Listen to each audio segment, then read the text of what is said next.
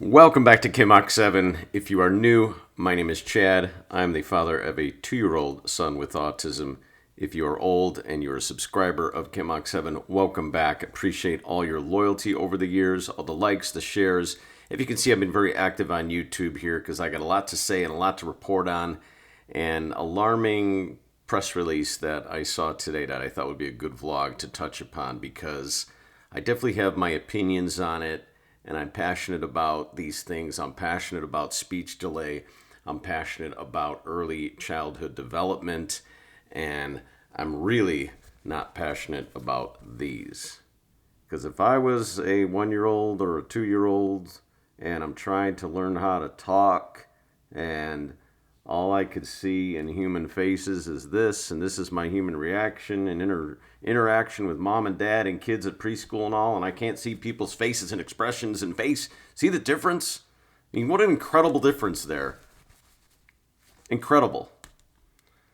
And I'm not going to go get all political here on a rant. I'm just going to read a couple highlights here, short vlog, but to make a point that time will tell if all these lockdowns and mask mandates did more good than bad, especially with the future generations of children, 1-year-old, 2-year-old, 3-year-old, 4-year-old, who, they themselves are not what is causing people to die. The majority of people that are unfortunately passing have pre-existing health conditions in our senior citizen population. Not to dismiss them, because thank God my parents are okay. They're 84 years old. They live right down the street. So the CDC quietly stated the other day that they're saying to parents that, okay, your child, instead of at 24 months, should have 50 words. We're going to stretch it out to 30 months. So instead of having your kid should have at least 50 words at a year and a half, we're going to say, let's make it 2 years. And then they didn't really even get into the whole discussion of whether all these lockdowns and mask mandates were necessary in the end and doing more good than harm.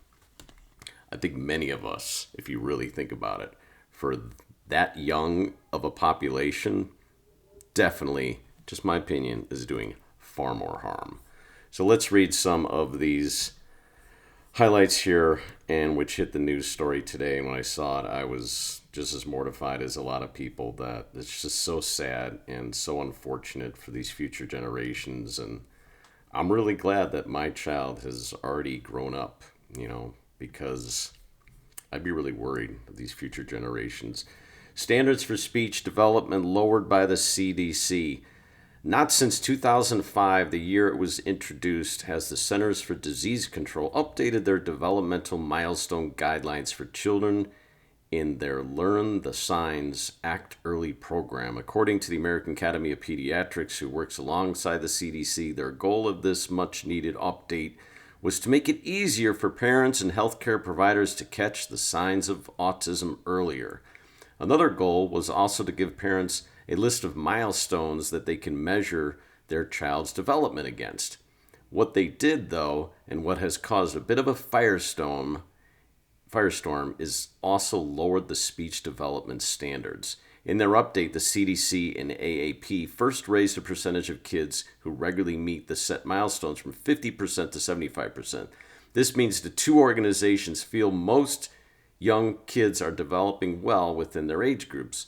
Another thing the organizations added were 2 age milestones not seen in the original guidelines, 15 months old and 30-month-old. This is where some feel standards were lowered. The other links on here that I found. Some preschools now wearing masks at daycare center. Now let me read that last. What I found most alarming here, this is from a tweet by Bowtied Ranger. The CDC just quietly lowered their standards from 50 words at 30 months to rather than at 24 months. Instead of highlighting the harmful effects and the lockdowns that have on children, the CDC just lowered their milestones. Just really sad and really unfortunate, and you can read about this online. I'm not going to go on and on here. I think you get my point. There's actually a Reddit page called Lockdown Skepticism, I'll read this here.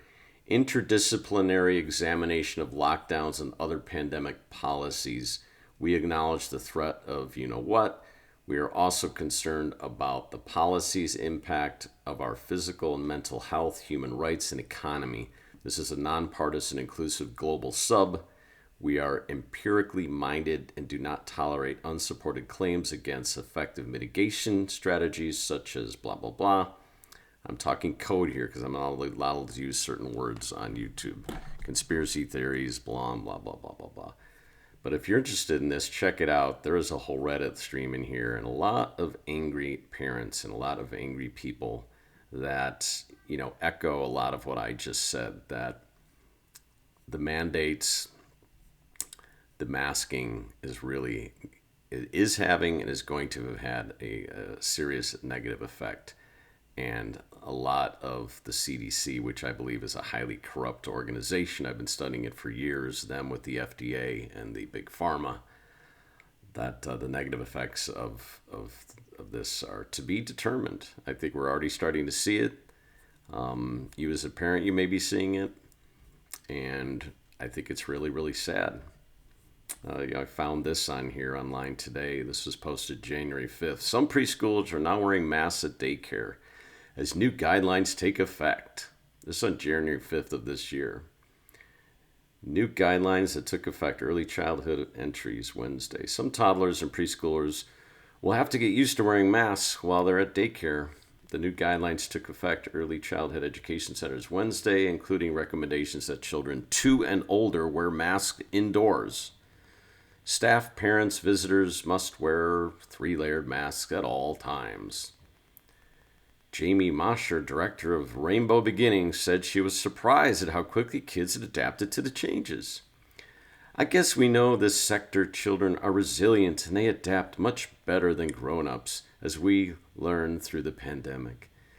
Every time we throw something at them, they seem to just get used to it and do it. La-dee-dee, la-dee-da. So that's the theme for today's vlog. I'm going to end it at there. I'm sure you have your own feelings about this, and feel free to comment in the section below.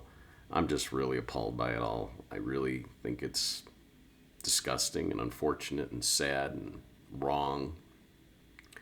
I've always agreed that for anyone who's immunocompromised or over age 55 or 60 or has pre-existing health conditions, it's just really unfortunate. Hopefully year 22 here brings changes. I live in Illinois, which is the most strict state in all of the United States. And let me tell you, it sucks. It sucks. It sucks. It sucks. It sucks. Just today, we went to go play tennis. And where's your proof of you know what? Where's your... The other day, where were we? We were at like a pizza joint. And literally, you had to check in. The hostess stands here.